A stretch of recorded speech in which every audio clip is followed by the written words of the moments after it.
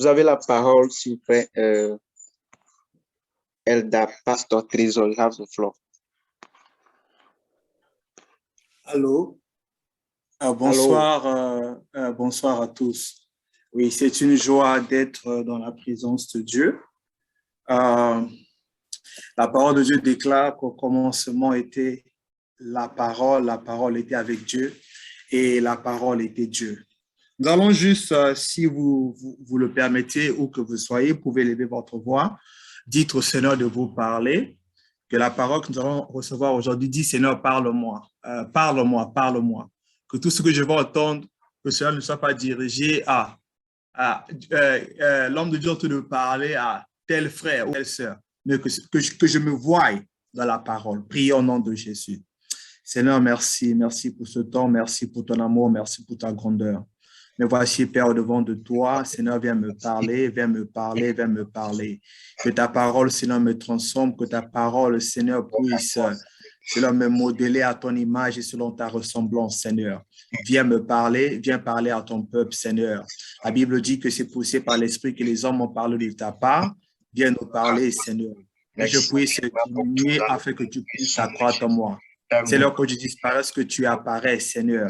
Je ne sais pas, Seigneur, comment parler. Je ne sais pas comment parler. Saint-Esprit, viens parler au travers de moi. Viens glorifier le nom de Jésus.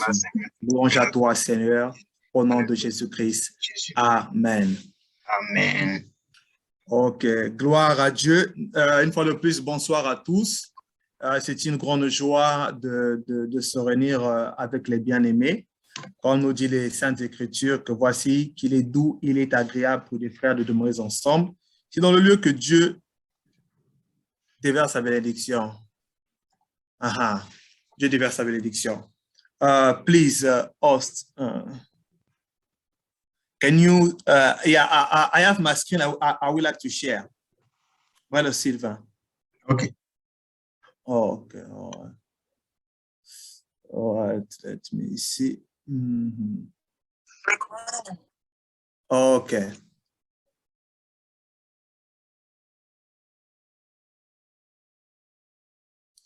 OK. Vous pouvez voir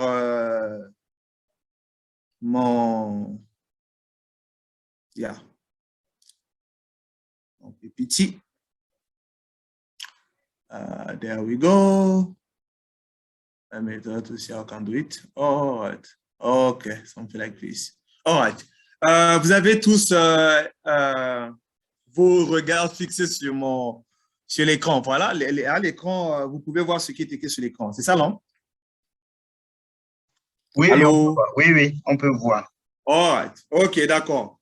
Bon, juste au passage aussi, vous allez retrouver un peu dans mon PPT, il y a des mots anglais, hein? Il y a des mots anglais, mais quand on va partir, on va expliquer. Donc, Dieu merci que je suis en face des polyglottes. Donc, voilà. Donc, si je rentre en anglais, entrons ici en anglais. Si je vais en espagnol, alors l'espagnol. Je vais en lingala, alors lingala. En munukutuba, on va en munukutuba. Bon, grosso modo, oui, on m'a demandé de discuter, de parler avec vous, de partager sur la vraie repentance. Et lorsque nous voyons ce terme de repentance, dans la Bible, le mot repentance a beaucoup de significations. Il y a des fois où on dit l'Éternel se repentit. Vous voyez, par exemple, lorsque Adam et Ève ont péché, la Bible dit l'Éternel se repentit d'avoir créé voilà, quand on parle même de la chute de l'homme, lorsqu'il y a eu toutes les abominations que les hommes faisaient avant que le déluge soit libéré sur la terre. La Bible nous dit que l'Éternel se repentit d'avoir créé l'homme. Donc, nous voyons qu'il y a beaucoup de termes comme ça où on voit même que concernant Dieu, on utilise le terme de l'Éternel se repentit. L'Éternel s'est repenti, l'Éternel s'est repenti. Mais dans le contexte, excusez-moi, dont nous allons parler ce soir, ce n'est pas le contexte où Dieu va se répandre. C'est le contexte où toi et moi, nous devons se répandre. Et on peut se dire, bon, moi je suis chrétien, j'ai donné ma vie à Jésus-Christ. Est-ce qu'il m'est encore permis de me repentir? Donc, lorsque nous allons aller un peu en profondeur sur les textes bibliques, j'ose croire que nous allons répondre à cette question et nous trouverons que oui, il est important que nous, chrétiens, que nous puissions nous repentir. La repentance, la repentance, la repentance. Et le verset d'introduction que je vais utiliser, c'est celui dont nous trouvons dans le Nouveau Testament. C'est le message que Jean-Baptiste a donné au peuple d'Israël. Et quand nous lisons, la Bible dit, en ce temps-là parut Jean-Baptiste, prêchant dans le désert de Judée. Il disait, répentez-vous, car le royaume des cieux est proche. Jean est celui qui avait annoncé par Ésaïe le prophète qu'il dit, lorsqu'il dit, c'est ici la voix de celui qui crie dans le désert, préparez le chemin du Seigneur, aplanissez ses sentiers. Jean avait un vêtement de poil de chameau et une ceinture de cuir autour des reins. Il se nourrissait des sauterelles et de miel sauvage. Les habitants de Jérusalem et de toute la Judée et de tout le peuple et de tout le pays des environs du Jourdain se rendaient auprès de lui. Et confessant leurs péchés, ils se faisaient baptiser par lui dans le fleuve du Jourdain. Mais voyant venir à son baptême beaucoup de pharisiens et des sadducéens, il leur dit, race de vipères, qui vous a appris à fuir la colère à venir et ne prétendez pas dire en vous-même, nous avons Abraham pour père. Car je vous déclare que de ces pierres-ci, Dieu peut susciter des enfants à Abraham. Déjà, la cognée est mise à la racine des arbres. Tout arbre, donc, qui ne produit pas de bons fruits, sera coupé et jeté au feu. Moi, je vous baptise d'eau pour vous emmener à la repentance. Encore repentance. Mais celui qui vient après moi est plus puissant que moi. Et je ne suis pas digne de porter ses souliers. Lui, il vous baptisera du Saint-Esprit et de feu. Il a son vin à la main. Il nettoyera son air et il amassera son blé dans le grenier. Mais il brûlera la paille dans un feu qui ne s'éteint point. Seigneur, merci pour ta parole. Nous nous voici au-devant de toi. Que tout ce qui est paille, tout ce qui est dans nos vies qui ne glorifie pas ton nom, tout ce qui nous empêche de refléter ton image au Père, je prie que le feu de ta parole puisse le consumer, puisse le détruire, puisse l'embraser au nom de Jésus-Christ. La Bible est claire que l'Éternel ouvrit leurs esprits afin qu'ils puissent comprendre les Écritures. Seigneur, ce soir, ouvre notre esprit, que nous puissions comprendre les Écritures au nom de Jésus-Christ. Que toute auteur qui s'élèvera contre la cause de ta parole, nous la renversons, nous la brisons, nous la détruisons et nous ramenons toute pensée captive et soumise à l'obéissance de sa majesté, Christ Jésus. Que ton sang nous couvre, que ton esprit nous dirige, car celui que toi tu envoies, tu le donnes un esprit sans limite. Merci pour la mouvance de ton esprit, merci pour l'édification, merci pour la transformation, merci pour la conviction du péché, merci pour le travail que tu vas faire dans nos vies. Louange te soit rendue, Sa Majesté Jésus, Roi des rois, à toi l'honneur, à toi la gloire, au nom de Jésus-Christ. Amen. Donc, comme je disais tout à l'heure dans Matthieu 3, 1 à 7 et 9 à 12, c'est ce que nous venons de lire. C'est le message que Jean a prêché. Lorsque Jean était dans le désert, il apparaît devant le peuple d'Israël, il a commencé à parler de la repentance, de se repentir. Et vous allez voir aussi, lorsque Jean a été mis en prison, on l'a décapité après, même le Seigneur Jésus-Christ, la première prédication qu'il a donnée, ceci sur la repentance, il dit, repentez-vous car le royaume des cieux est très proche. Donc, nous voyons que le prédécesseur de Jésus-Christ, qui est Jean-Baptiste, il a parlé sur la repentance. La repentance, c'est quoi? On va voir la définition tout à l'heure. Mais juste ici, en introduction, c'est pour mettre une fondation, pour comprendre que ce mot repentance est un mot très clé dans la vie des chrétiens et dans la vie des non-chrétiens. Sans la repentance, il est difficile pour que nous puissions accéder dans le royaume des cieux. Parce que Dieu vient prendre une église sans tache et ni ride. Et celui qui ne vit pas une vie de repentance, celui qui n'a pas une vie transformée, celui qui continue de vivre dans le péché, il salue son image, il salue son uniforme, Et si le Seigneur arrivait, il ne pourra pas le joindre dans la félicité céleste. Ou si encore l'Éternel décidait de le prendre plus tôt, il ne va pas jouir de la vie éternelle dans la félicité céleste. Donc, la repentance est quelque chose de très, très primordial dans la vie des chrétiens. Et dans la définition, dans le mot grec, donc la Bible, ça a été écrit en pratiquement deux langues majeures, donc l'hébreu et le grec. Mais quand nous voyons comme ça dans la définition du mot repentance, le mot grec qui symbolise le mot repentance, c'est métanoïa. Et ce métanoïa, on nous dit, c'est le changement de mentalité qui se résulte par l'action. Donc, en anglais, on dit a change of mind which result in a change in outward actions.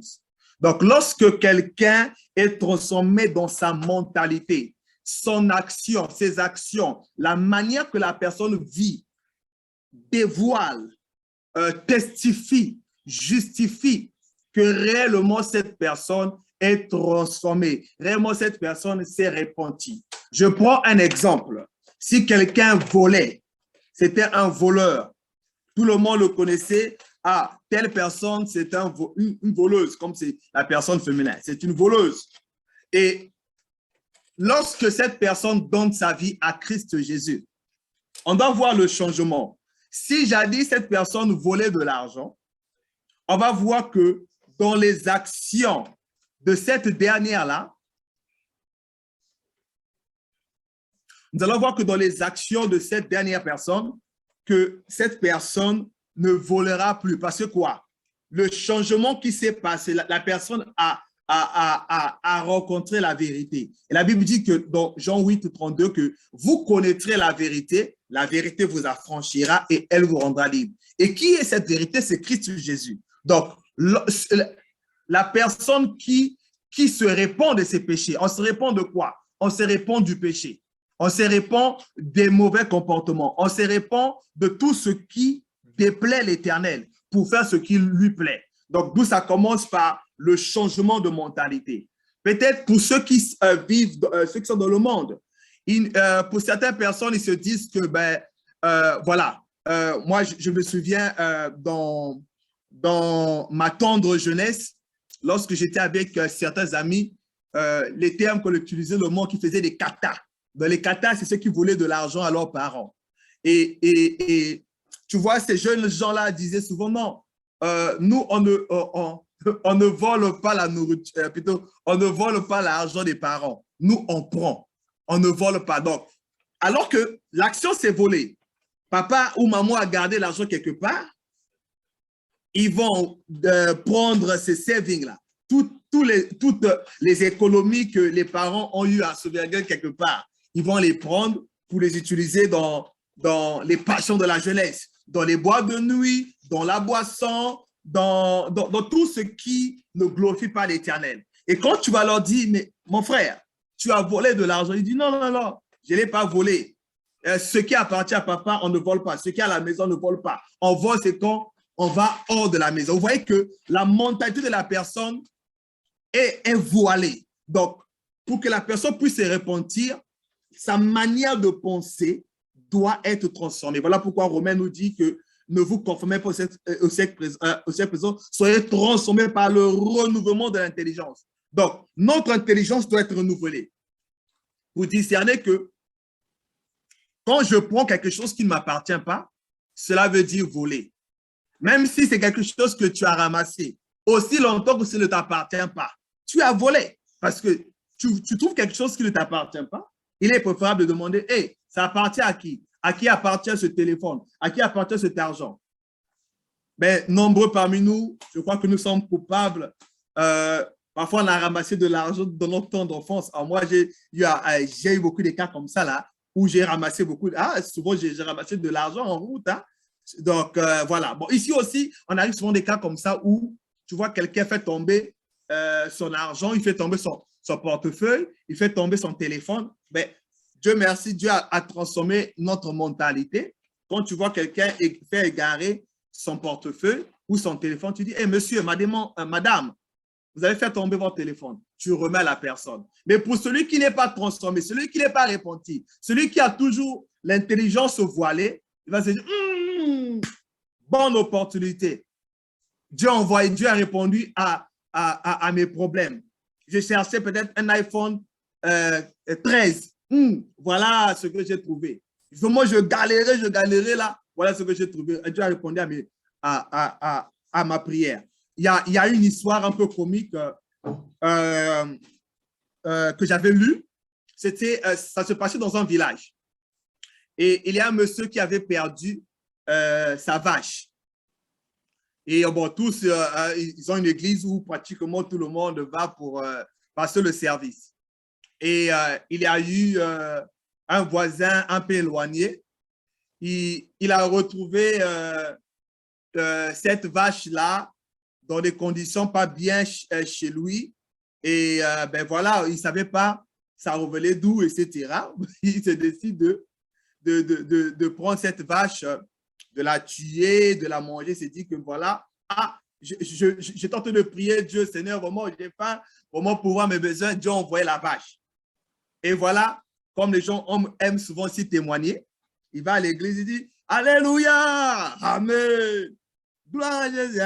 Et quand on a donné le témoignage, alors vous savez, je traversais des moments très difficiles, j'étais très affamé, ma famille m'a été en prière, on a prié, on a demandé à Dieu de pourvoir quelque chose. Et voilà, on a trouvé chez nous, un matin, on s'est levé comme ça, on a trouvé à côté de chez nous, là, il y avait une vache qui était comme un peu malade, affaiblie. Bon, on se demandait à qui appartient, on a demandé aux alentours, bon, personne disait que ça les appartenait. Bon, on s'est dit que peut-être c'est une malédiction venant de Dieu. Bon, on a tué la vache, on a mangé. Et voilà, je vais bénir l'Éternel parce que Dieu a répondu à mes problèmes. Le propriétaire de la vache était là. Il dit, mais ça, c'est ma vache.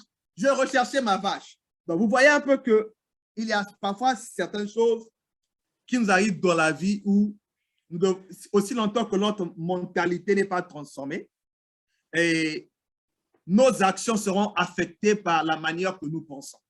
Donc, voilà pourquoi la repentance, c'est le changement de votre pensée, de votre mentalité, de la manière que vous pensez. Et lorsque votre pensée est renouvelée, transformée, elle se manifeste maintenant par les actions. Vos actions, voilà pourquoi la Bible dit que vous les connaîtrez par leurs fruits.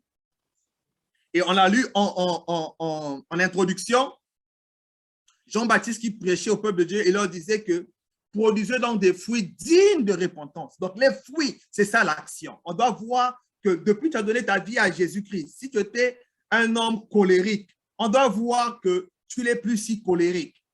Moi, par exemple, avant que je donne ma vie à Christ, par exemple, j'étais très colérique. Très, très colérique. Mais lorsque j'ai donné ma vie à Christ Jésus, l'Éternel a commencé à me donner la maîtrise de soi. Il a commencé à transformer ma vie. Et il m'a donné, l'un des fruits qu'il m'a donné parmi d'autres, l'un des fruits de l'esprit m'a donné, c'est la joie. Je suis quelqu'un qui est toujours joyeux. Peu importe les problèmes, les situations que je peux traverser, je suis toujours joyeux. Si vous me voyez triste, les seuls moments où je suis triste dans ma vie, c'est quand j'ai péché. Quand je sais que ma relation avec Dieu, là, elle n'est pas en bon terme. C'est la seule chose qui m'attriste, qui vole ma joie, qui vole ma paix. Mais en dehors de cela, peu importe les problèmes, peu importe les difficultés, je suis toujours joyeux.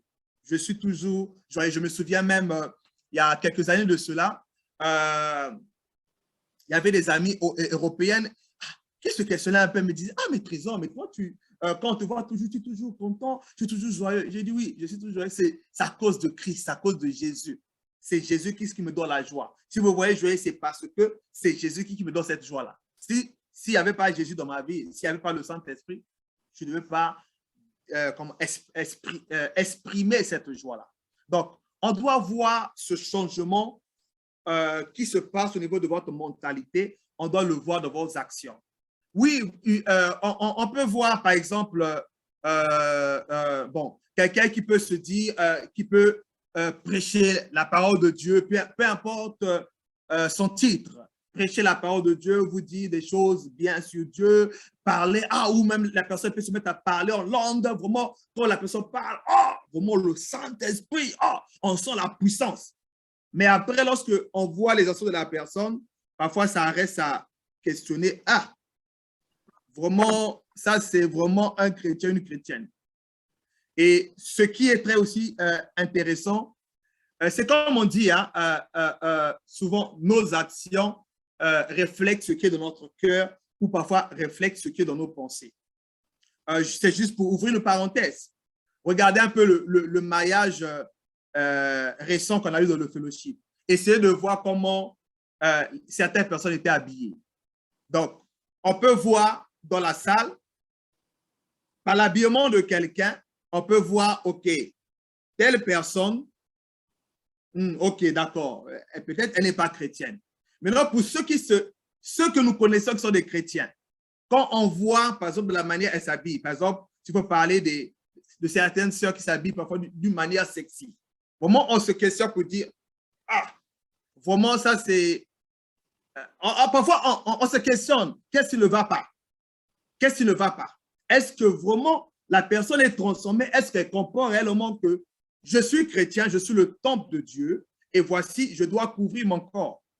Bon, c'est vrai qu'on peut dire que chaque pays a sa culture et autres. Bon, oui, mais je crois que nous, comme étant le temple du Saint-Esprit, OK, moi j'aime dire que moi j'aime vivre ma vie avec la culture de Jésus. C'est ça même l'un des secrets de mon mariage. Nous, c'est la culture de Jésus, Jesus culture. Voilà. Donc, peu importe comment vous pouvez vous habiller ou les couleurs que vous pouvez mettre sur vous.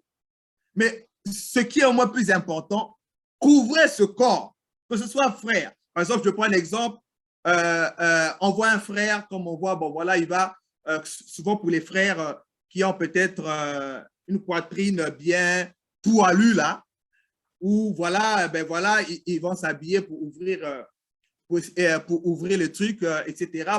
Donc, vous voyez qu'il y a des habillements, comme étant chrétiens, nous devons vraiment couvrir le corps que nous avons en nous. On doit le couvrir et non pas exposer les parties, que ce soit frère comme sœur. Quand on s'habille, habillons-nous d'une manière où nos parties sont couvertes. On va se dire, bon, Jésus s'habillait comment? Quel était l'habit de Jésus? Au moins, Jésus, de la tête aux pieds, là, il était couvert.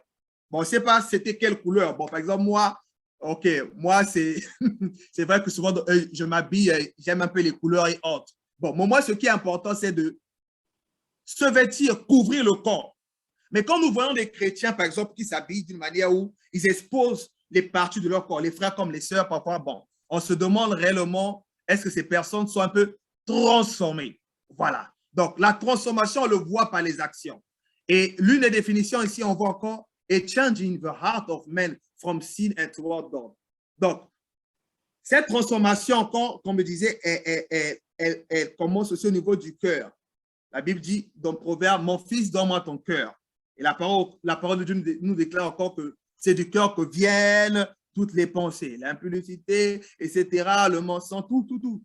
Ça vient du cœur. Donc, une personne repentie, le processus de changement commence aussi après le mind, donc après la tête, après la pensée, après la mentalité. On peut attaquer aussi le cœur. Donc, le changement qui se passe au-dedans de ton cœur. Voilà pourquoi la parole de Dieu nous parle de la circoncision du cœur. Il dit, circoncisez vos cœurs. Alléluia. Donc, la circoncision, ce n'est plus comme la circoncision dans l'ancien temps où les hommes devaient être circoncis. Alors, les femmes, que revenaient alors aux femmes à l'ancien temps.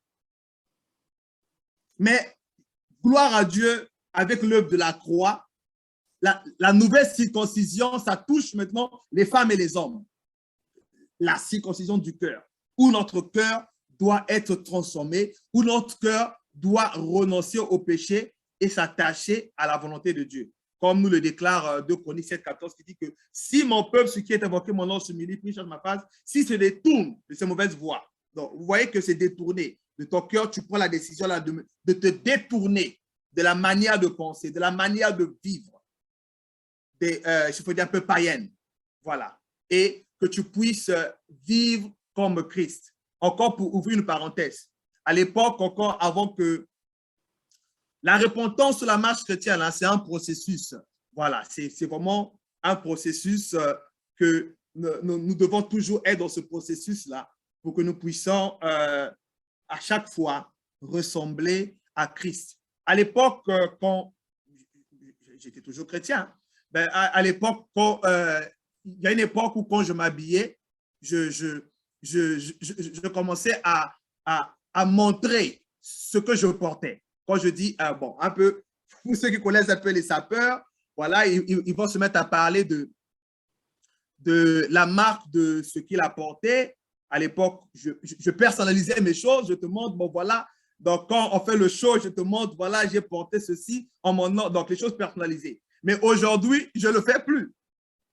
Bien que les choses peuvent être personnalisées, mais je n'ai plus le temps là pour te montrer, OK, hein, ceci, cela, parce que l'Éternel a eu à changer cela, dans mon cœur. C'est une transformation, Donc, vous voyez que la repentance, elle doit vraiment commencer du cœur. Le cœur, c'est ça vraiment le centre de toute chose.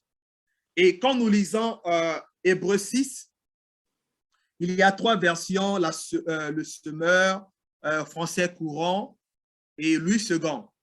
Il y a un mot très important qui dit, c'est pourquoi laissons les éléments de la parole de Christ tendant à ce qui est parfait, sans poser le nouveau fondement, sans poser de nouveau le fondement du renoncement aux œuvres mortes. Vous voyez ici, on nous parle du renoncement aux œuvres mortes. Ah, c'est Louis II. Le semeur parle de c'est pourquoi ne nous attardons pas aux notions élémentaires de l'enseignement relatif à Christ. Tournons-nous plutôt vers ce qui correspond au stade adulte, sans nous remettre à poser les fondements, c'est-à-dire l'abandon des actes qui mènent à la mort. Donc, vous voyez ici, la repentance, c'est le fait d'abandonner les actes, la manière de vivre, la manière de penser, la manière d'agir qui nous ont menés à la mort. Parce que c'est quoi? Le salaire du péché, c'est la mort. Français courant dit, ainsi, tournons-nous vers un enseignement d'adulte en laissant derrière nous les premiers éléments du message chrétien. Nous n'allons pas poser de nouveau les bases de ce message, la nécessité de se détourner des actions néfastes et de croire en Dieu. Donc, tout ce qui est action néfaste, tout ce qui est acte qui peut nous emmener à la mort, les œuvres de la chair et autres, on doit renoncer à cela, on doit abandonner cela, on doit nous détourner de cela. C'est alors que notre repentance sera efficace, efficace et quoi encore?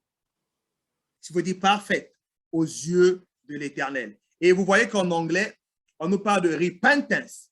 Il dit, King James, OK, Amplified version say, therefore let us get past the elementary stage in the teaching about the Christ, advancing on to maturity and perfection and spiritual completeness, doing this without laying again a foundation of repentance from dead works. Donc, les œuvres mortes. Quelles sont les œuvres mortes? Les œuvres mortes, c'est tout ce que tu fais là, qui fait à ce que lorsque on te voit, on se demande vraiment, est-ce que la manière qu'il parle, la manière qu'il agit, est-ce que c'est vraiment un chrétien? Est-ce que c'est vraiment une chrétienne? Transformer les actions.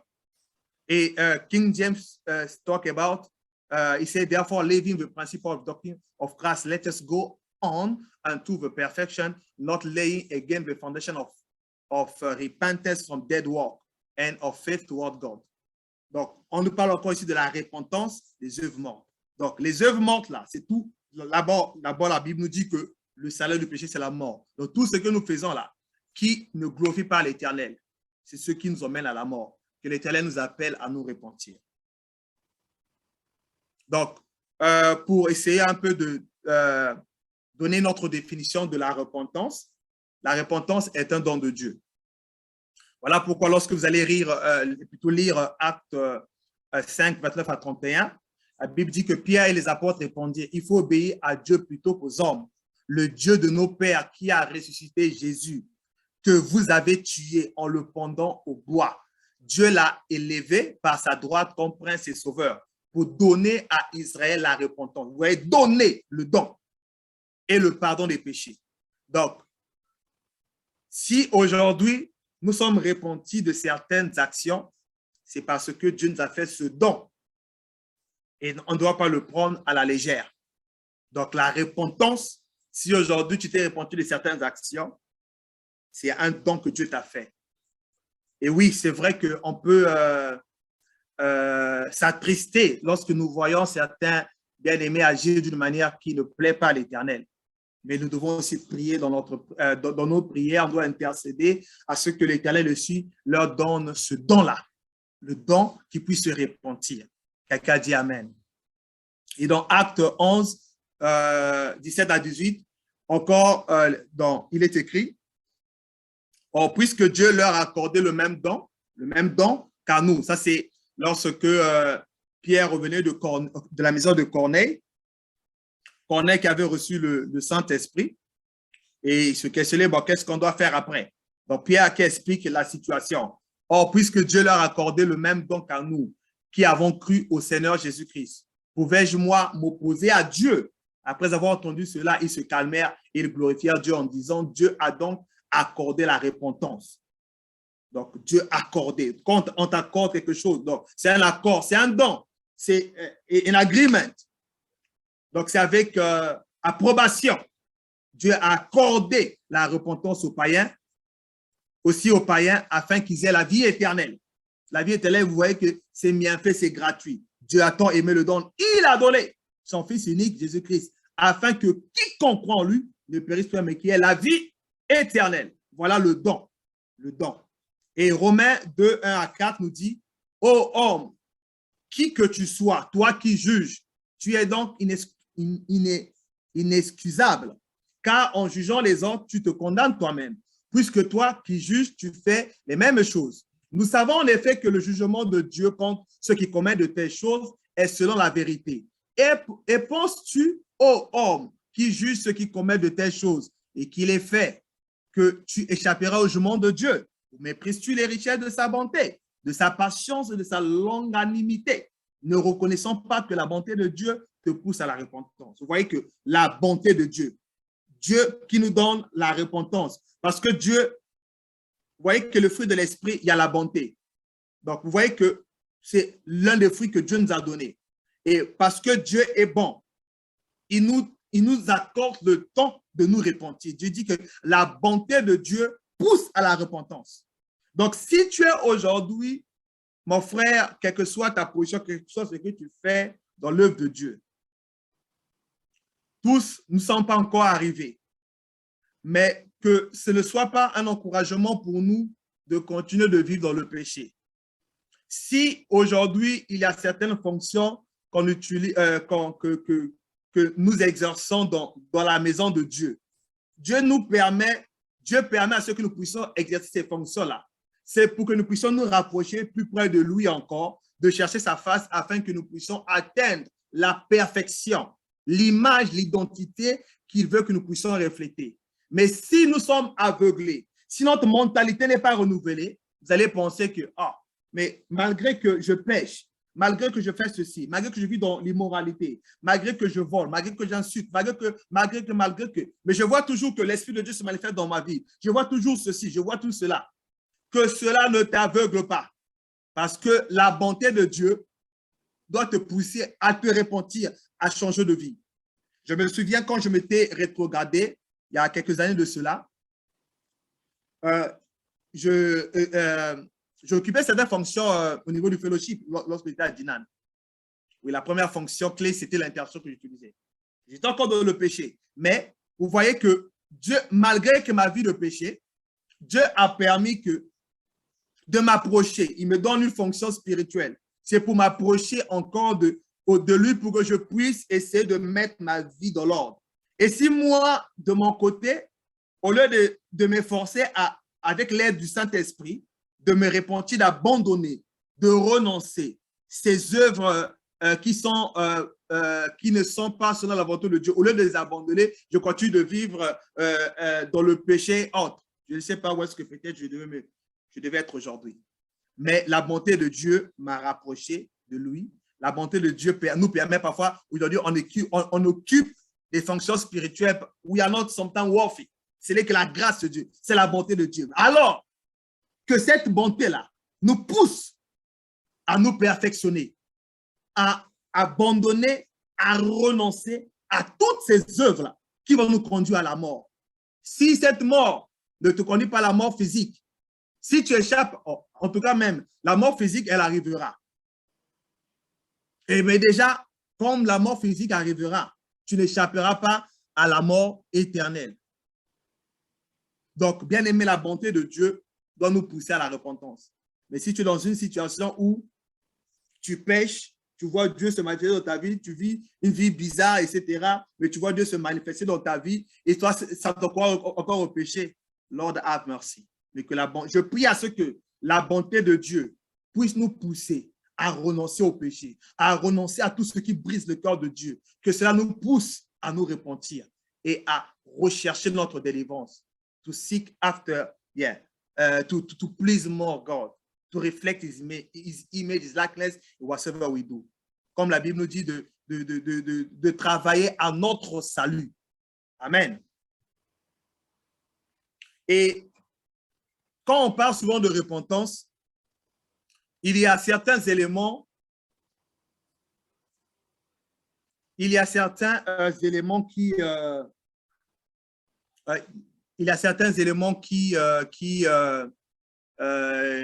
comment dirais-je, reflètent ce que nous appelons la repentance. Donc, ces éléments, c'est l'un des éléments qui, comment dirais-je, qui précède la repentance, c'est souvent la tristesse, la tristesse, le chagrin, le remords. Il y a certaines personnes qui peuvent sentir ce chagrin-là. Certaines personnes peuvent sentir un remords donné sur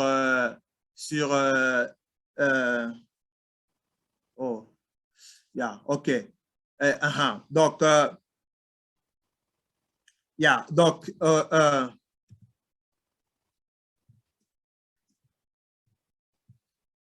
all right. Donc, comme je disais, l'un des éléments de la repentance, c'est la tristesse.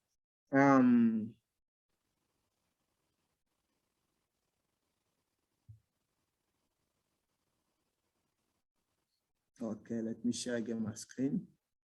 All right. Donc, souvent, certaines personnes, avant de se repentir, elles sentent ce chagrin, cette tristesse dans leur cœur, ce remords. Et ce remords doit être sincère. Moi, je me souviens, même dans ma première marche avec le Seigneur, bon, même après quand je m'étais un peu rétrogradé, je me souviens, oui, laisse-moi parler de la période où j'étais rétrogradé. Je me souviens, lorsque je priais à Dieu, je dis, Seigneur, cette vie que je mène là, ce n'est pas ma vie. Restaure-moi. Cette vie que je mène, ce n'est pas ma vie. Ce n'est pas ma vie, ce n'est pas ma vie, ce n'est pas cette vie. J'avais ce chagrin, j'avais cette tristesse, j'avais ce remords sincère dans mon cœur. Et ce remords-là m'a poussé à m'approcher de plus en plus auprès de Dieu, et ceci a apporté la transformation, la délivrance dans ma vie. 2 Corinthiens 7, 8, 10 déclare, « Quoique je vous ai attristé », ça c'est Paul qui parlait aux chrétiens de Corinthe. Il leur disait, « Quoique je vous ai attristé par ma lettre, je ne me réponds pas. » Excusez-moi. Il dit, « Et si je m'en suis repenti, car je vois que cette lettre vous a attristé. » Donc, vous voyez ici, comme je parlais plus tôt en introduction, que le mot repentance a plusieurs définitions, mais dans notre contexte, on va le garder sur le contexte de abandonner la vie de péché, abandonner aux œuvres de la chair, voilà, pour nous tourner vers Dieu et faire sa volonté. Le méthonia, le grec, never mind. Quoique je vous ai attristé par ma lettre, disait Paul, je ne m'en réponds pas. Et si je m'en suis repenti, car je vois que cette lettre vous a attristé, bien que momentanément, je me réjouis à cette heure, non pas de ce que vous avez été attristé, mais de ce que votre tristesse vous a apporté à la repentance. Vous voyez qu'il dit, votre tristesse hier. OK. Il dit, votre tristesse vous a porté à la repentance. Donc,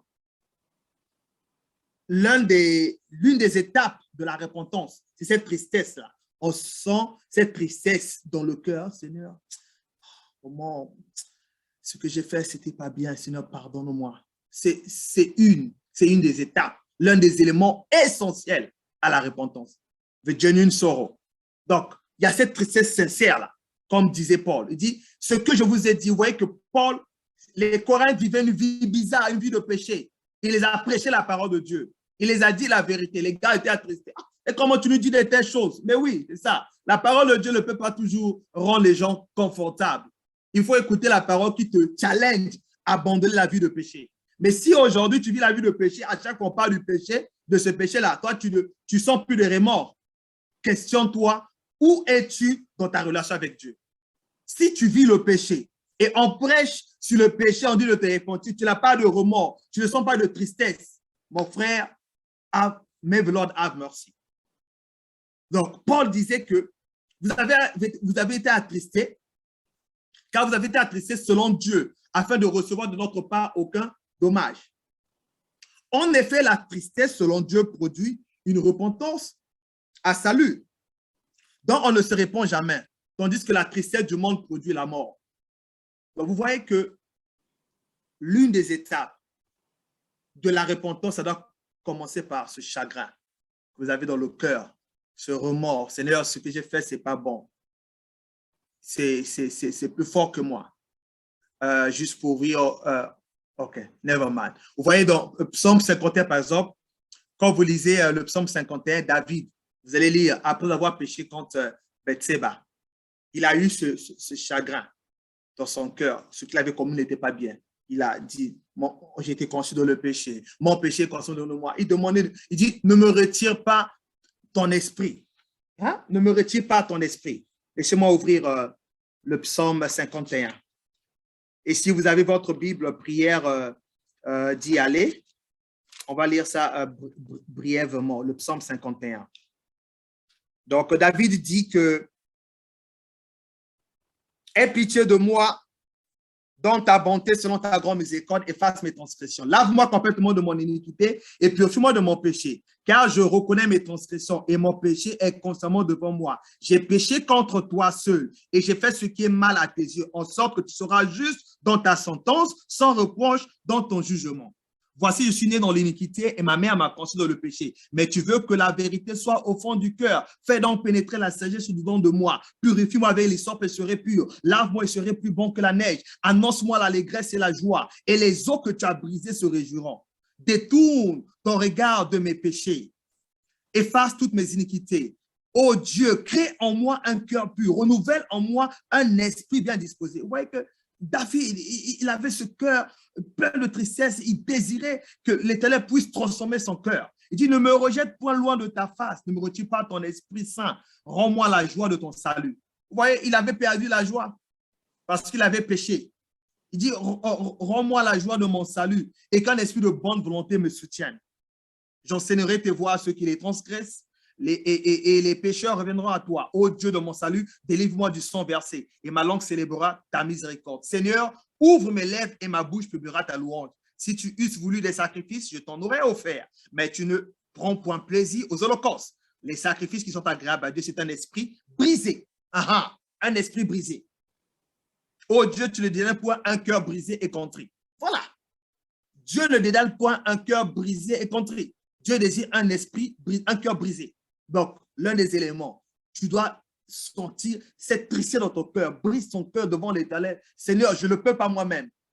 Moi, j'ai remarqué qu'il y a certains péchés que je n'arrive pas à abandonner. C'est quand je n'abandonne pas cela de tout mon cœur. Quand je veux encore m'attacher à cela. Ah non, this one, non. Ah oui, non, ok. Même si je peux dire, Seigneur, délivre-moi, mais on sent que le cœur est partagé. Il y a une partie du cœur qui dit encore, je vais encore me réjouir. Une autre partie du cœur dit, non, la bouche dit, non, c'est la bouche qui dit. La bouche dit, Seigneur, aide-moi. Mais le cœur dit, cela ne m'aide pas. J'aime ce péché, je veux encore le faire. Donc, bien aimé, on doit avoir un cœur brisé pour vivre le changement, la transformation devant l'Éternel. On doit avoir ce cœur brisé parce que Dieu aime. Il dit que oh Dieu, tu ne délèves point un cœur brisé. Les sacrifices qui sont agréables à Dieu, c'est un cœur brisé. Bien aimé, on peut mêler les sacrifices comme on voit aujourd'hui au sacrifice, on mêle de l'argent. Sacrifice, c'est ceci, c'est ça. Dieu dit que le sacrifice qui est agréable, ce n'est pas l'argent. Ce n'est pas tout ce que les gens, oh, je vais jeûner. OK, peut-être si tu jeûnes et tu pries pour te repentir, OK. Mais si c'est pour jeûner, pour je ne sais pas quoi, le sacrifice qui est agréable à Dieu dit c'est quoi? J'aime quand je lis la Bible, vous voyez que vous pouvez savoir que ça ne vient pas de moi, c'est écrit dans la Bible. Ça, c'est lui second qui parle, le roi. Il dit que l'esprit, il dit que les sacrifices sont agréables à Dieu, c'est un esprit brisé. Oh Dieu, tu ne délèves point un cœur brisé et contré. Voilà.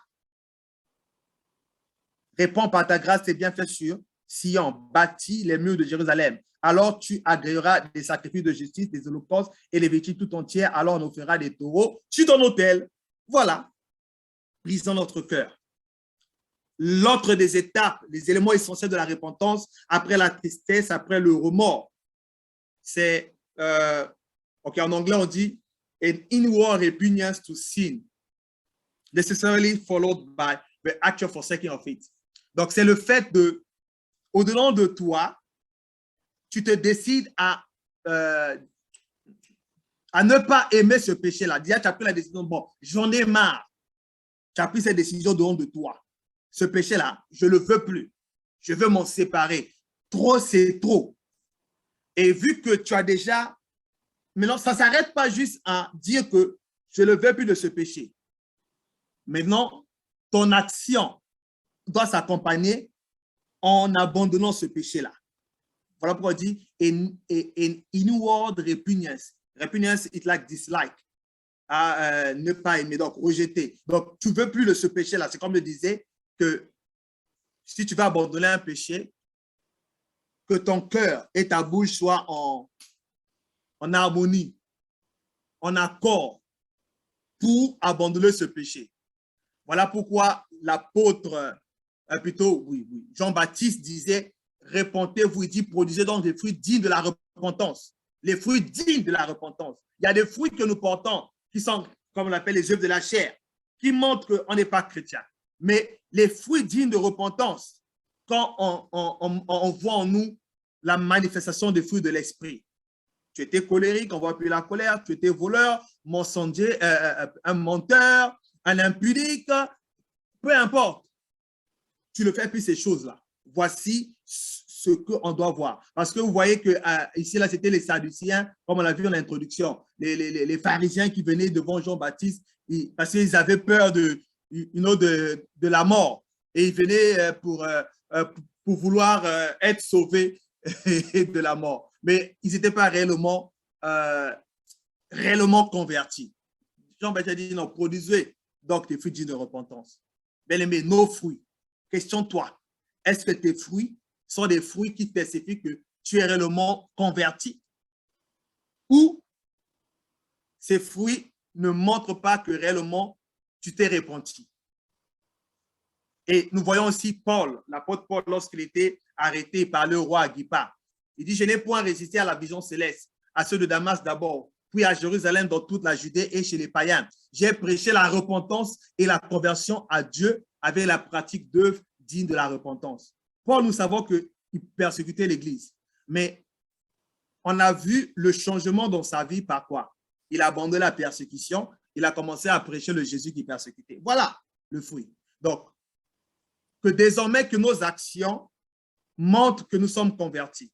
Donc, si en nous, il y a des actions qui ne glorifient pas l'Éternel, qu'à partir d'aujourd'hui, ma prière est que, après la prédication de ce soir, que l'Éternel puisse changer nos actions, changer les fruits qu'on voit en nous, afin que nos fruits soient des fruits dignes de repentance, que nos actions montrent que nous sommes des chrétiens convertis.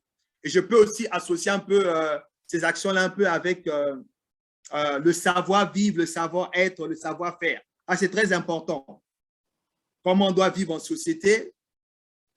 Comment il y a des gens qui ne sont pas humbles dans la vie. S'ils offensent quelqu'un, c'est difficile de dire pardon. c'est très difficile. Moi-même, j'étais même quelqu'un de comme ça. J'étais comme ça avant.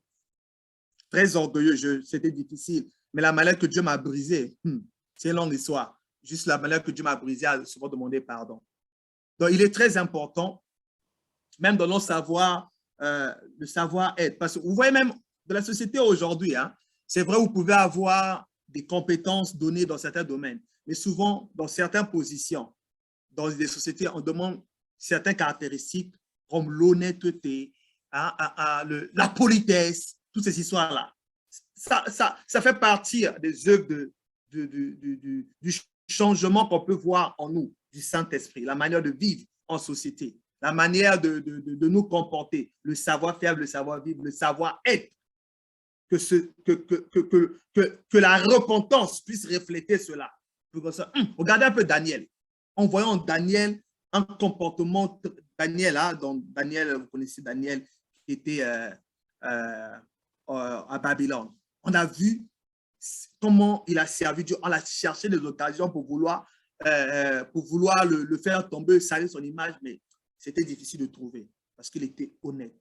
Voilà, je prie que des telles caractéristiques on trouve en nous, que le savoir-faire, le savoir-vivre, le savoir-être soit notre portion dans cette repentance au nom de Jésus-Christ.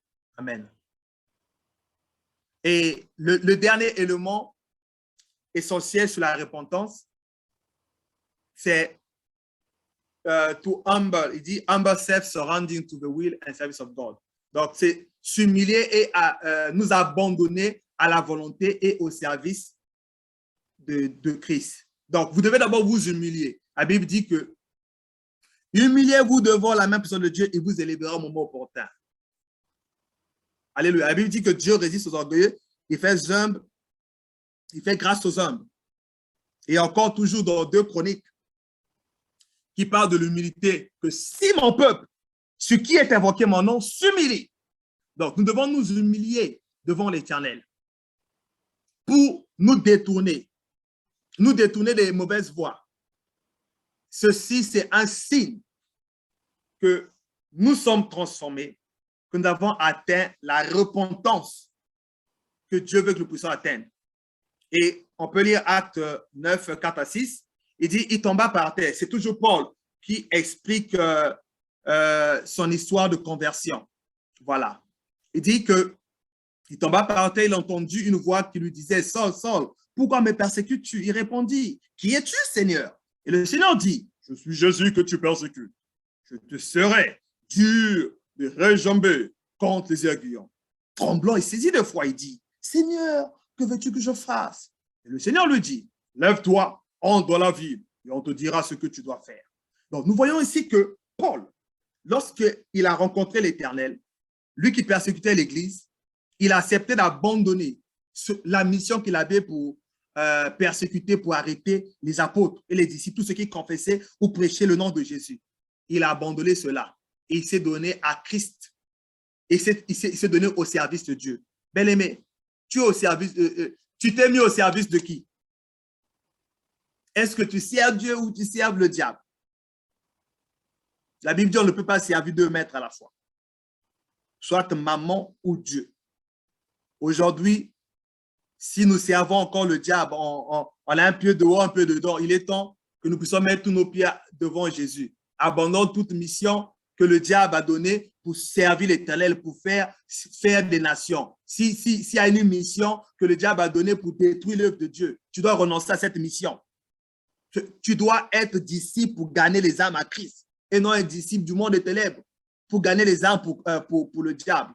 Ceci ne doit pas être notre portion. Notre portion doit être de gagner les âmes à Christ et de vivre notre vie au service de l'Éternel. Alléluia. Et comme nota bene, il est très important de souligner 2 points. Some people associate repentance with emotion, like shedding tears and feeling sorry for wrong action and thought. Repentance is not emotion, it is a decision. Donc, il y a souvent certaines personnes, oui, c'est comme on l'a vu, ils se disent, bon oui, mais j'ai beaucoup pleuré. Ah, souvent il y a certaines personnes, quand il y a des prières repentantes, puis ils pleurent. Ah, je sais. Ils sont très émotionnels. Zambé, libissez, Jésus. Mais après, là, on ne voit pas le changement. Les personnes repartent de les mêmes choses. C'est vrai qu'on a vu plus tôt que les trucs émotionnels, la tristesse, le remords, précèdent la repentance. Mais parfois, il y a certaines personnes qui font tout le remords, ils font tout le tralala, mais à la fin, là, il n'y a pas la repentance. La Bible nous dit, dans Matthieu 27, 3, 4, ça c'est la version le semeur. En voyant que Jésus fut condamné, ça c'est Judas qui l'avait trahi, fut pris de remords. Vous voyez Judas, il était triste. Il a compris qu'il avait crucifié Jésus. Mais à la fin, il est encore allé se pendre. Le remords, c'est bon. Mais est-ce qu'il faut aller te pendre? Est-ce qu'il faut encore repartir à faire ce qui est bizarre? La même chose aussi pour Pierre. Pierre aussi, il avait renié Jésus. Il a eu ce remords-là lorsque le coq a chanté 3 fois. Il a eu ce remords. On a vu Pierre, après la résurrection, il était là. Pierre, c'est quelqu'un de très intéressant. On le voit là, à la résurrection, il était là avec les autres. Mais après, on le voit encore, il repart encore pêcher les poissons. Tout nu. Alors que Jésus, Jésus l'avait appelé, Jésus l'avait dit, tu seras pêcheur de poissons. Plutôt pêcheur, je vous fais pêcheur d'hommes, puis pêcheur de poissons. Jésus est parti là, alléluia, il est encore reparti à la pêche. Malgré qu'il a eu ce remords-là, malgré qu'il a eu cette tristesse qu'il avait rejeté, dénié Jésus. Donc, il fallait que Dieu puisse encore se révéler à lui, Jésus puisse le rappeler son appel. Donc, vous voyez que c'est vrai, les émotions, c'est bon. Le remords, c'est bon. La tristesse, c'est bon. Mais ce n'est pas assez. Il faut maintenant agir. Le deuxième point, emotions sometimes accompany to repentance. C'est ce qu'on a vu dans le psaume 51, comme David parlait. On le voit aussi dans 2 Samuel 12 ici. Après que David a eu à pécher contre Bathsheba. On voit qu'il n'a plus jamais commis ce péché-là, d'adultère, de prendre même les femmes des autres. La dernière femme qu'on a jetée à lui, c'est la femme qu'on a donnée à sa vieillesse pour l'échauffer. Mais sinon, David, le dernier désordre qu'il a fait là, c'était avec Bathsheba. Lorsque Dieu l'a réprimandé là, il n'a plus commis le même péché. David, lorsqu'il a péché, vous voyez dans l'histoire, lisez 2 Samuel 12, tout le truc. Lorsque le prophète Nathan est apparu pour lui parler de son péché, etc., elle a dit que l'enfant va mourir. David, il a même jeûné pour l'enfant. Il s'est levé au pardon, il est pour la grâce de Dieu. Mais l'enfant est mort. Après cela, il s'est levé, il a commencé à manger, les gens étaient même surpris. Mais au moins, ce qu'on peut souligner, l'émotion de David, où il a jeûné pour la survie de l'enfant, avait réellement transformé sa vie. Il n'a plus commis ce péché. Et telle est ma prière. Tout péché, toute iniquité, tout comportement, toute habitude, tout caractère qui brise le cœur de Dieu, après que nous serons, après avoir confessé nos péchés ce soir, que nous puissions nous repentir, les abandonner. Oui, parce que la repentance commence par la confession du péché. Ça veut dire que si nous confessons le péché, Dieu est juste et fidèle de nous pardonner et purifier. Donc, tu commences par la confession et la repentance, maintenant, tu abandonnes. Tu ne repars plus à ces choses. Voilà pourquoi Jésus disait, par exemple, à la dame qu'il a trouvée en destruction, en faisant l'adultère, il a dit, va, ne pêche plus. Parce qu'il savait que cette dame, après avoir expérimenté le pardon de Dieu, elle ne devait plus repartir dans ce petit. Il y avait la repentance. On voit, par exemple, Marie, je ne sais pas si c'est Marie de Magdala, celle que Jésus avait délivrée de beaucoup de démons, plus d'une centaine de démons. Elle était prostituée. On voit comment sa vie était changée. Elle a commencé à servir Dieu. C'est ce que Dieu veut. Quand Dieu te délivre là, quand Dieu te délivre d'un comportement, mets-toi à servir Dieu. Ne reste pas à la maison. Ne croise pas tes bras. Trouve quoi que ce soit que tu peux faire pour avancer Dieu. Non, les conséquences, juste brièvement, les conséquences du manque de repentance, c'est la destruction. Dans Genèse 6, 5 à 7, l'histoire nous le répond comment Dieu s'était décidé à détruire le monde parce qu'il a trouvé que le monde était trop perverti. L'une des autres conséquences, lorsqu'on ne se répond pas, on commence à traverser des moments difficiles dans notre vie, des épreuves, des difficultés, hardship trials. et persécutions.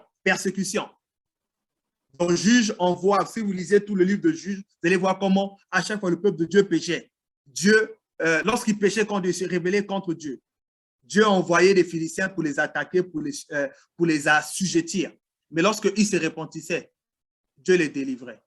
Donc, il y a certaines situations parfois que Dieu envoie dans nos vies là. Il attire ton attention. Hey, reviens à moi, reviens à moi. Par exemple, moi, au passage, l'une des clés de ma conversion, c'était déjà l'année où Dieu préparait mon cœur déjà à la conversion. Mais j'étais encore un peu dehors, un peu dedans. Lorsque j'avais échoué à mon BPC avant d'aller, le BPC c'est avant d'aller, je crois, au collège, non? J'étais pas très intelligent, non. C'est du mensonge. Mais notre classe était, je crois, plus d'une vingtaine d'élèves.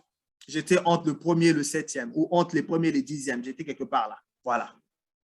Donc, même mon échec, l'école, tout le monde s'est questionné comment j'ai échoué. Et je me souviens même, permettez-moi le terme, c'est qu'il n'était pas la dernière de la classe à passer l'examen. Quand je pense encore à ces choses-là, ça me brisait encore le cœur. Je dis, Seigneur, comment? C'est à moi, je t'aime. Mais Dieu avait permis cela pour consolider ma repentance. Parce que c'était la période où je revenais à Dieu et quand on avait changé un peu de location, on l'avait abandonné sous instruction de Dieu. La maison où je suis né, c'était la maison de mon père aussi. Et Dieu l'avait ordonné d'aller dans sa maison de retraite qu'il avait conçue pour sa retraite. Et c'est là-bas qu'on était parti. Et là-bas, donc, plus d'amis, donc, voilà, coupé de tout le monde. Et c'est pendant ces moments de vacances d'été-là où je me suis consacré à l'Éternel. C'était si je me souviens très bien, c'était en 2001.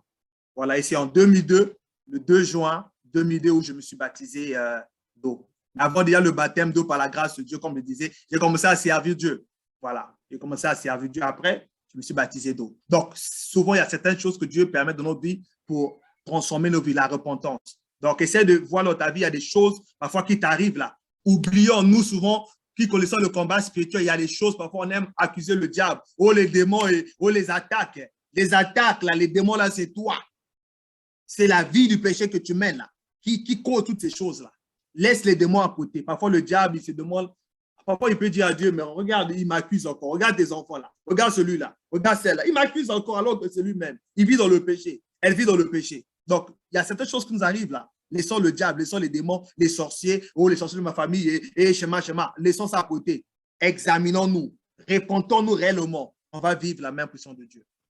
Voilà, pour finir, nous savons que la Bible dit que le salaire du péché, c'est la mort.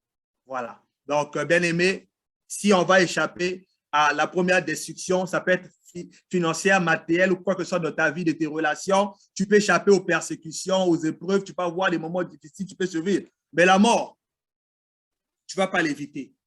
Cette mort physique est la mort éternelle. Voilà pourquoi il dit que tout arbre donc qui ne produit pas de bons fruits sera coupé et jeté au feu.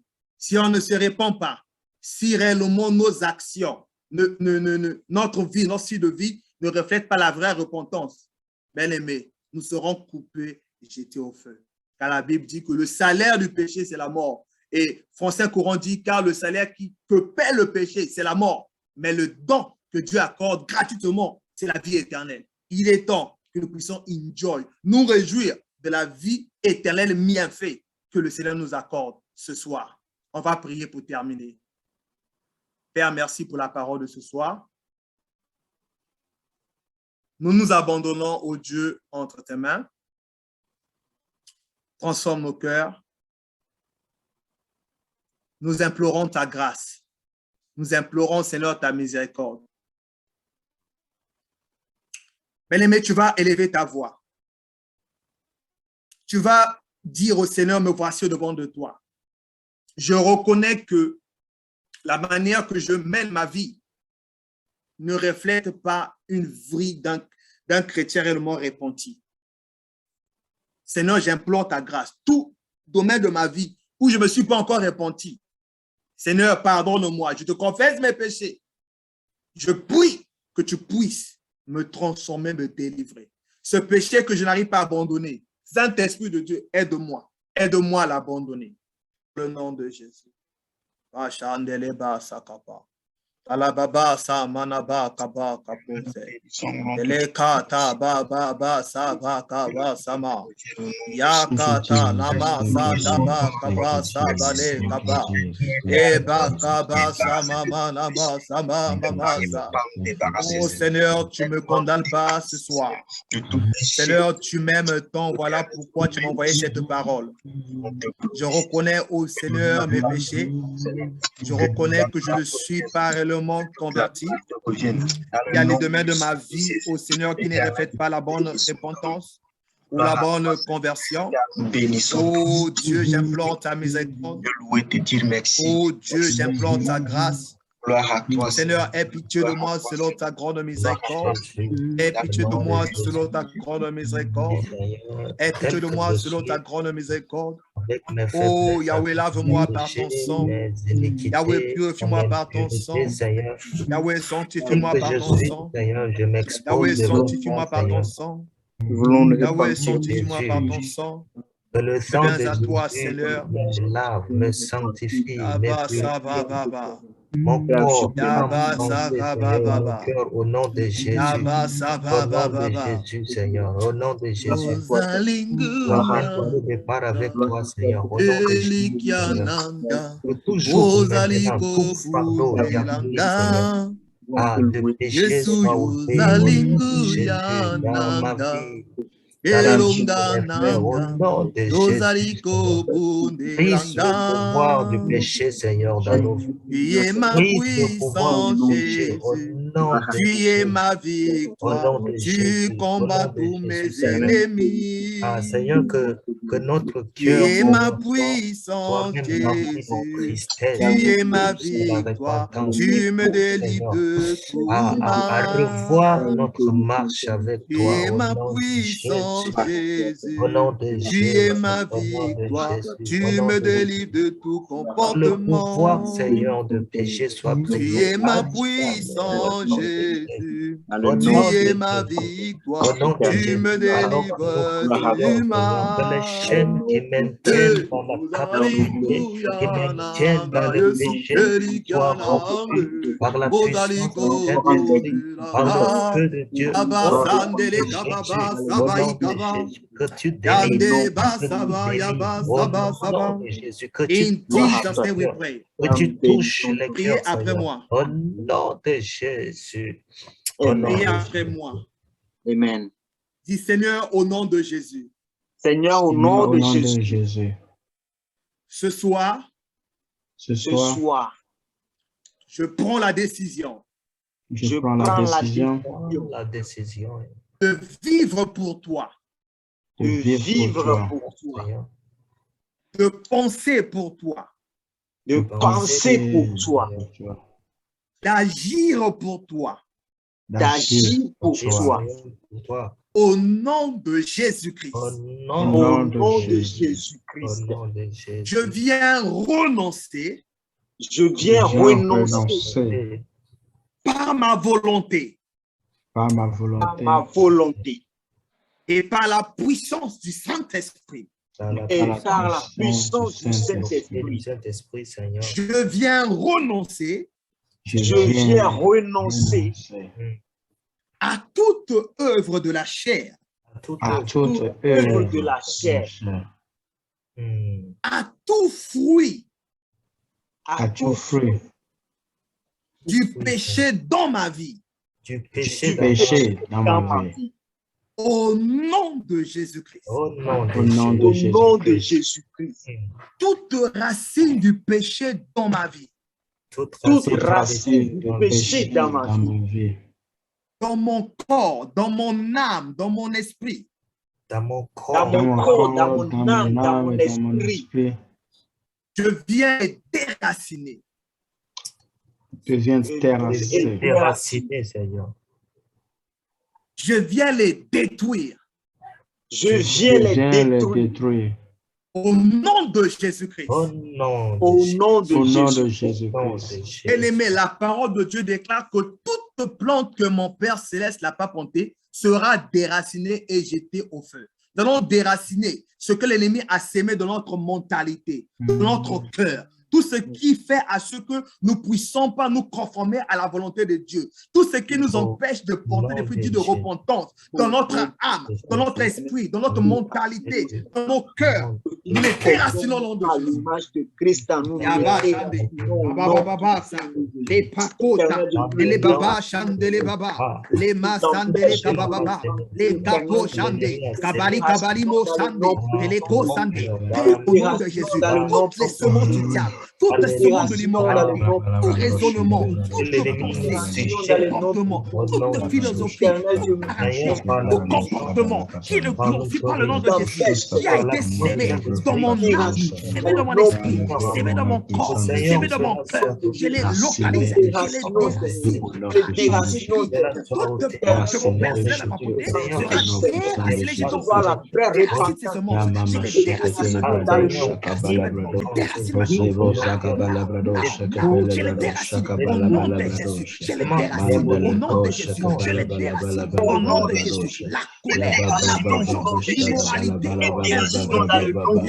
l'ivronnerie, je les déracine. Je les déracine au nom de Jésus. Au nom de Jésus. Tout ce qui m'empêche de refléter l'image de Christ, tout ce qui m'empêche de vivre la vraie conversion. Oh Père, dans mon âme, dans mon esprit, toute philosophie, tout raisonnement, toute conviction, toute culture, je les brise, je les repousse.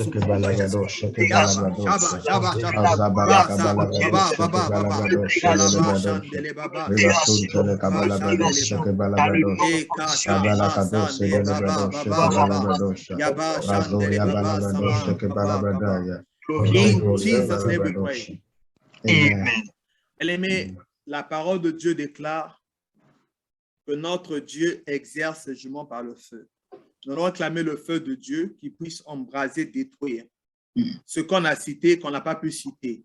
La racine, la semence, les fruits, les branches, tout ce que ça produit dans nos vies, les œuvres de la chair, tout ce qui est du siècle présent en nous, que le feu dévorant les embrase. Amen. Ça va, baba.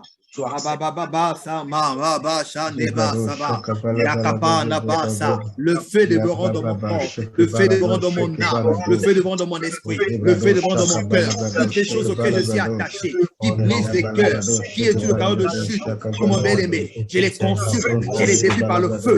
Maintenant, au nom de Jésus, le feu du Saint-Esprit, le feu dévorant, l'embrase, qui consulte, qui brise, qui détruise, tout ce ne glorifie pas l'Éternel dans ma vie. Le feu dévorant fume la racine du péché, la mentalité du péché, la mentalité des œuvres de la chair, le feu des tout comportement, tout raisonnement qui ne glorifie pas, qui est contraire au royaume de Dieu, que le feu les bras les détruit au nom de Jésus. Si c'est l'heure Jésus-Christ, Amen. Au nom de Jésus. David dit dans le psaume 51, il dit que ne me rejette point. Il dit d'abord, il dit, ô Dieu, crée en moi un cœur pur, renouvelle en moi un esprit bien disposé. Tel sera notre prière. On dit, Seigneur, crée en moi un cœur pur, renouvelle en moi un esprit bien disposé, qui va vivre pour toi, qui va vivre pour te plaire, qui va vivre pour avancer ton royaume dans tout ce que je fais. Et nous allons dire aussi au Seigneur, la deuxième prière est que l'Éternel nous donne toujours un esprit brisé. Pourquoi je le dis? Il dit que les sacrifices sont agréables à Dieu, c'est un esprit brisé. Oh Dieu, tu nous donnes un cœur brisé et contré.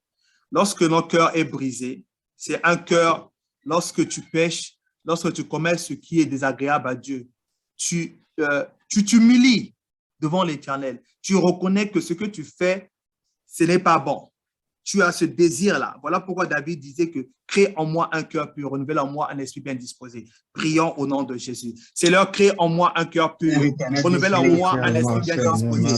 Seigneur, que mon cœur soit, accorde-moi toujours un esprit brisé, qui fera ce que, lorsque je pêche, lorsque je fais ce qui est désagréable à toi, que je puisse toujours revenir à toi. Car tu as dit que les sacrifices qui sont agréables à Dieu, c'est un esprit brisé. Oh Dieu, tu ne dénonces point un cœur brisé et contrit. Que mon cœur soit toujours contrit, que mon cœur soit toujours brisé pour revenir à toi lorsque je pêche, lorsque je fais ce qui est désagréable à tes yeux. Oh mon roi, oh mon Dieu, crée en moi un cœur pur, renouvelle en moi un esprit bien disposé, que mon esprit soit disposé à faire ta volonté, que mon cœur, que mes pensées, que ma volonté soit disposée à te plaire et à glorifier ton nom, au nom de Jésus. Merci Seigneur Jésus-Christ. Dans le nom puissant de Jésus. Merci infiniment. La parole de Dieu déclare que l'onction brise les jougs. Je prie à ce que le Saint-Esprit de Dieu soit libéré maintenant ce soir. Amen. Que son onction soit mise à notre disposition ce soir. Amen. Que tout ce qui est joug, tout ce qui est lien, tout ce qui est chaîne, qui nous retiennent captifs sous l'emprise du diable, que l'onction du Saint-Esprit les brise, les rompe maintenant au nom puissant de Jésus-Christ. Amen. Tout péché, tout comportement, toute attitude, tout caractère, tout ce qui ne reflétait pas Christ en nous, que le Saint-Esprit de Dieu puisse maintenant les ôter, les déraciner, que le Saint-Esprit puisse les briser et que le Saint-Esprit puisse s'installer, prendre sa place dans nos vies. Car la parole de Dieu déclare que notre corps est le temple du Saint-Esprit. Que ce corps serve à l'avancement du royaume de Dieu. Que notre temps, que nos pensées, que la méditation de nos cœurs, que notre énergie, notre potentiel, nos qualités, nos compétences servent à la gloire de Dieu. Dans le nom puissant de Jésus. Saint-Esprit de Dieu, je te recommande ton peuple. Saint-Esprit de Dieu, viens te mouvoir. Saint-Esprit de Dieu, tu connais tout ce que nous sommes en train de traverser comme péché, tout ce qui nous empêche de vivre une vie repentie, une vraie conversion. Saint-Esprit de Dieu, aide-nous par nos actions à témoigner que réellement nous aimons l'Éternel. Car tu as dit que si vous m'aimez, gardez mes commandements. C'est là nous voulons, Seigneur, le fait de garder tes commandements, c'est de mettre tes commandements en pratique. Aide-nous à mettre ta parole en pratique dans tout ce que nous faisons et que Christ Jésus soit élevé au-dessus de tout quoi que nous faisons. Et nous prions au Seigneur pour ce jour de retraite, que ton esprit continue encore de nous aiguiser, que ton esprit continue encore de nous façonner, que ton esprit continue encore de nous modeler selon l'image et la ressemblance de Christ, du Père et de toi-même. Car Dieu dit, faisons l'homme selon notre image et selon notre ressemblance. C'est l'heure qu'avant la fin de cette retraite, que désormais, que nous soyons, que nous vivons, que nous marchons, que nous exprimons selon la volonté, selon l'image de Christ, que notre savoir-vivre, notre savoir-faire, notre savoir-être témoigne l'image de Christ, que notre modèle soit inspiré du modèle céleste où Jésus-Christ est élevé. Car Paul dit que si moi je vis, ce n'est pas moi qui vis, c'est Christ Jésus qui vit en moi. Seigneur, qu'on te voie dans nos vies, que notre comportement, notre langage, nos habitudes glorifient ton nom. À toi l'honneur, à toi la gloire, au nom de Jésus-Christ. Amen. Amen, amen, amen, amen, amen, amen, amen, amen, amen. Merci beaucoup. J'espère que nous avons été édifiés ce soir par cet enseignement et que nous avons pris la bonne décision de nous repentir, surtout qu'il s'agit des traducteurs ici. Amen, des serviteurs de Dieu ici. Amen. Alors, merci une fois encore à notre cher aîné pasteur Trésor. Nous sommes vraiment bénis d'avoir une telle personne avec nous. Et merci beaucoup et merci aussi à tous d'avoir été là. Juste, ce n'est pas encore la fin de l'enseignement. Ça continue demain. Juste quelques annonces et nous allons clôturer. Comme je l'ai dit, la troisième journée est supposée être une journée de rencontre physique entre nous. Amen. Mais à cause d'une certaine condition, nous prévoyons reporter cela à une date ultérieure. Donc, je vais juste faire cette annonce ici. Ensemble, nous allons continuer à y réfléchir. D'ici demain, si vous avez d'autres propositions à faire, vous pouvez m'inboxer, vous pouvez me le dire.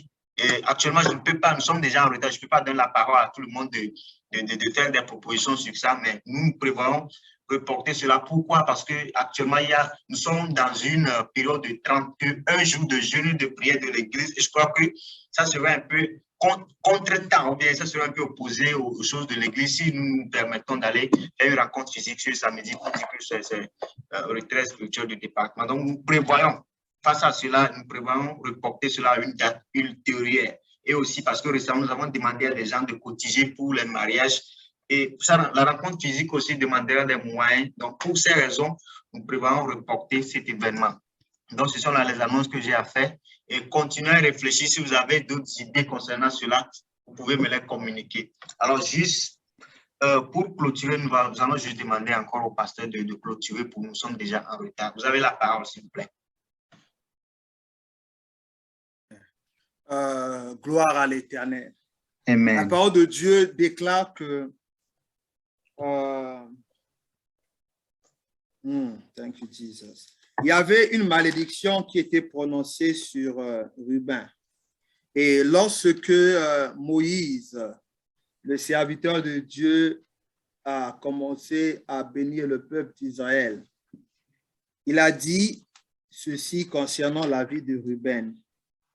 Il a dit que Ruben ne meurt point, que Ruben puisse vivre. Je prie à ce que, peu importe celui qui était destiné à mourir dans le péché, si dans votre famille, il y a des gens qui meurent sous une sorte de joug, une sorte de chaîne, une sorte d'addiction, je déclare que par le sang de Jésus, you are exempt. Tu es préservé de cela.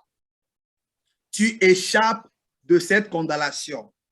Je t'utilise comme étant un point de contact pour prier pour les restes des membres de ta famille et pour les générations qui naîtront au travers de toi. Que par le sang de Jésus, la Bible dit que l'Esprit du Seigneur l'Éternel est sur moi. L'Éternel m'a oint. Ce soir, l'Éternel m'a oint pour apporter la bonne nouvelle aux malheureux. L'Éternel m'a oint pour apporter la délivrance, la parole de délivrance, la parole de libération pour ceux qui sont sous toute forme de captivité. Pour déclarer que vous ne mourrez pas dans cette addiction au nom de Jésus-Christ. Pour déclarer que cette addiction qui a tué beaucoup de membres de votre famille, par le sang de l'agneau, au travers de toi et au travers des descendants qui naissent de vous. Je déclare maintenant, je t'utilise comme étant un point de contact pour ta famille. À partir de ce moment, votre famille est libérée de cette chaîne, de cette addiction, de ce péché, de ce comportement au nom puissant de Jésus-Christ de Nazareth. Amen. Même si dans votre famille, il y avait des gens qui commençaient bien à servir l'Éternel et après, on ne sait pas ce qui s'est passé dans leur vie. On se demande, mais celui-là, il était serviteur ou s'il était serviteur de Dieu. Mais on se demande. Je déclare que pour toi, ça ne sera pas le cas au nom de Jésus-Christ. Amen. Seigneur, merci pour ces instants. La Bible dit, voici sur Judas ce qu'il dit. Écoute, ô Éternel, la voix de Judas. Mon frère, ma soeur qui est sous le son de ma voix, que chaque fois que tu vas invoquer l'Éternel pour ce problème, que l'Éternel puisse écouter ta voix au nom de Jésus-Christ. Amen. Amen. Il dit, et ramène-le vers son peuple. Je prie qu'au nom de Jésus-Christ, que désormais que l'Éternel puisse te ramener vers les chrétiens. Que si tu t'es égaré de l'assemblée de Dieu, que Dieu maintenant te détache de toute assemblée des pécheurs pour t'associer à l'assemblée des enfants de Dieu au nom puissant de Jésus-Christ. La Bible dit que ses mains soient puissantes et que tu lui sois en aide contre ses ennemis. Que l'Éternel te fortifie maintenant et que l'Éternel soit en aide devant tout péché, devant toute tentation, devant tout enchantement et devant tout envoûtement au nom puissant de Jésus-Christ. Amen. Reçois au Père la gloire, reçois au Père l'honneur. Nous déclarons cette retraite ouverte, bénie. Demain encore, nous allons encore aller dans les hauteurs avec toi. Comme le prophète Ézéchiel, il a vu dans cette vision comment les eaux du temple est en train d'augmenter de niveau. La Bible dit que ça montait de 10 coudées, 20 coudées, ça montait. Père, je prie que notre connaissance de toi, notre amour de toi, notre crainte de toi, notre sainteté de toi, notre pureté de toi va s'accroître. Amen. Va s'accroître et va continuer de glorifier ton nom. Et cela va parler en notre faveur tous les jours de notre vie. Au nom de Jésus-Christ. Amen. Amen. Partageons la grâce. La grâce de notre Seigneur Jésus-Christ, l'amour de Dieu et la communication du Saint-Esprit soient avec nous tous. Oui, le bonheur et la grâce m'accompagneront tous les jours de ma vie. J'habiterai dans la maison de l'Éternel jusqu'à la fin des jours. Amen. Merci beaucoup d'avoir été au rendez-vous. Et rendez-vous pris pour demain, le dernier jour. Et voilà. À demain. Amen.